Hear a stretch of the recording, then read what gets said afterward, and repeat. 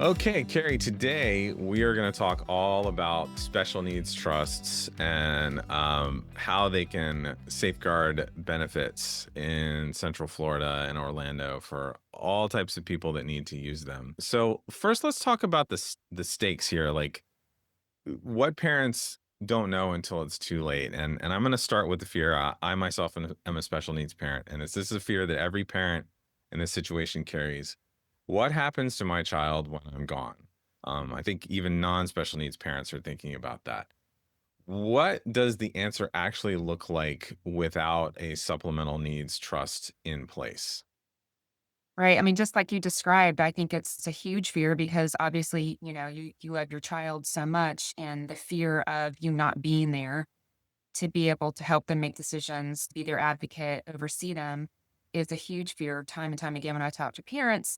And, what I do say to them, look, we're going to complicate the matters if we don't have a very good estate plan in place that includes a supplemental needs trust for that child, because if we don't, then potentially we are going to have fewer options with respect to where they might reside. We might not have the proper people in place to manage their assets. We might going to lose their very important government benefits. So, and then we're being reactive, right? We're all of a sudden now placed in a situation where we're trying to have figure out with all these balls up in the air what to deal with first to take care of that disabled child. So it's really critical to have that supplemental needs trust as part of your overall plan so that we've thought out these issues in advance.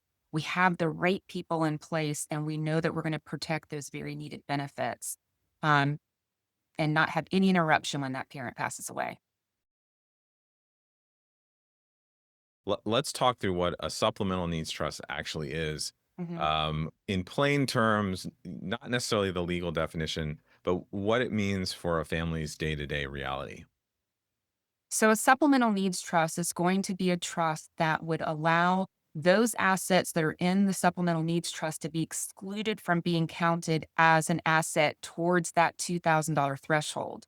In addition to that, it's going to provide a structure for investment and management of the assets. It's going to lay out the proper distribution to that beneficiary on behalf of that beneficiary to protect the benefits.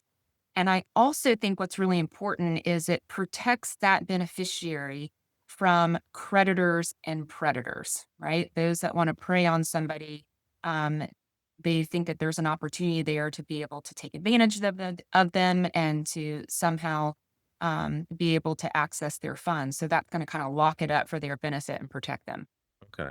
And there are different types of supplemental needs trusts, right? First party, third party, pooled trusts. Maybe talk through each of those. When do they apply? And which is most common for parents that are planning ahead? So this is an issue I deal with families all the time. They've heard, this concept of a supplemental needs trust, and they get confused about the different kinds that exist out there and when they are appropriate. So let's just walk through each one of those that you just mentioned. The first party special needs trust is a self-settled special needs trust. And what that means is it's the beneficiary's own money that is being used to fund that trust. And so that typically will come into play in usually one of two scenarios. One is the beneficiary receives a settlement, right? There's been some kind of a lawsuit, an injury, something where they've received the settlement. That is their money. And that is what's going to be used to fund that trust. Another common scenario is where the parent leaves them outright an inheritance, right? So now it's their funds, they've received that, and it's used to fund that first party special needs trust. That particular trust must be created and funded prior to the beneficiary's 65th birthday. So it's prior to the age of 65. And a key component of that is it must include what's called a payback provision. So when that beneficiary passes away, then the state or states that have provided medical services are entitled to be paid back.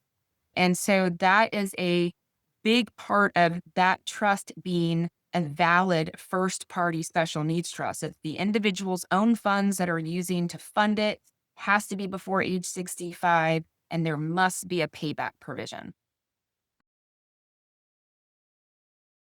Who should serve as trustee of a supplemental needs trust? And what does that person, or sometimes it can be an institution, right? What do they need to understand to do the job right? Well, you kind of first always start with, a trustee should be obviously the basics, right? Reliable, trustworthy, available, have a certain skill set to be able to manage a trust and act in the best interest of the beneficiary.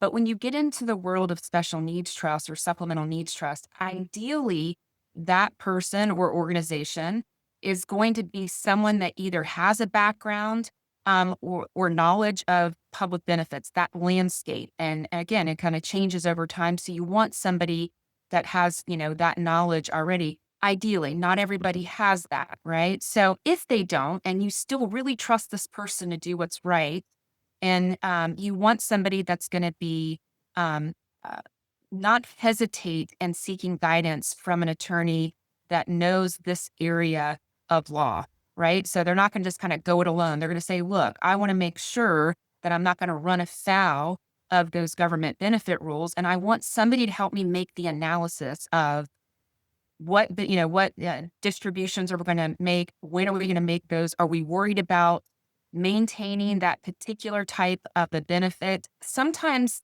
the beneficiaries say, "My Medicaid benefit is so small," right? We shouldn't be limited by that.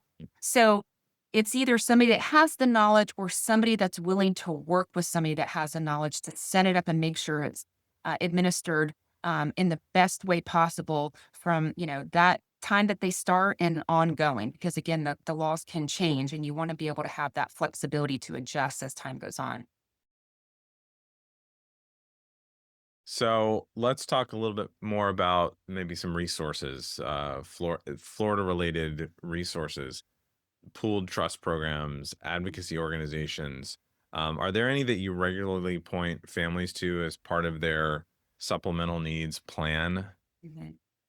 Well, of course, there is the state agency for the agencies with for persons with disabilities, but there's a long line of criticism around that particular agency, primarily that it's not funded enough, and therefore the wait lists are very long. It is known throughout the country that Florida has a real problem with that program and a very, very, very long wait list. So, yes, it's out there. It's a resource, but unfortunately, it's not a great resource as it stands right now. Another organization that I pointed people to is the Family Cafe. They are a huge organization that has a lot of resources. They have an annual meeting here in June in Orlando, very well attended, lots of good information, lots of good networking. Um, you mentioned pooled trust. You have to do your due diligence when it comes to pooled trust because there is not oversight. And the two that I have used for many years and I'm still very happy with is one here based out of Orlando called Aged, AGED, which has a very good reputation. Their attorney I know very well. And so I trust recommending clients to them. The other one would be Guardian Trust Foundation, that's out of Clearwater. Again, run by two disability and elder law attorneys that I know very well that are very entrenched in the disabled and senior population for Florida, huge advocates. And they, in fact, have even put together kind of a list of questions that you should be asking a pool trust company before you join, which I like. And part of that is make sure there's an outside auditing company that audits them once a year. So there is some oversight because otherwise you don't have court oversight. You have nobody that's really looking out for those beneficiaries. So you want to have some of those safeguards and be asking those questions to the pool trust company that you may be looking at. Okay. And I think probably another thing that's relatively new in the last few years, kind of picking up steam a little bit, is the ABLE accounts, Achieving a Better Life Experience. That was part of federal legislation that now many states have adopted. Florida has their own ABLE account called ABLE United. So you can go to ableunited.com. But basically, it allows, the disabled beneficiary to have a savings account. So you can go over that $2,000 threshold. In fact, you can go up to 100,000 without losing your SSI or Medicaid benefit. But there is a cap on how much you can contribute every year. They have a really good website. So if you go to that website, it's really helpful. But it does give some flexibility to that beneficiary to kind of have some autonomy and to be able to access funds a little bit easier versus having to go to the trustee every time. But again, like I said, there's a cap. I believe it's 20,000 that you can contribute. This year it goes up a little bit, but that's the number this year that contributed.